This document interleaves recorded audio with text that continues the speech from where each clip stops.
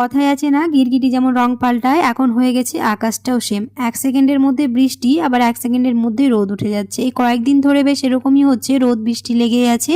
যেই কাপড়গুলো রোদে দিচ্ছি সেই বৃষ্টি চলে আসছে, আর কাপড় তুলতে না তুলতেই আবার রোদ।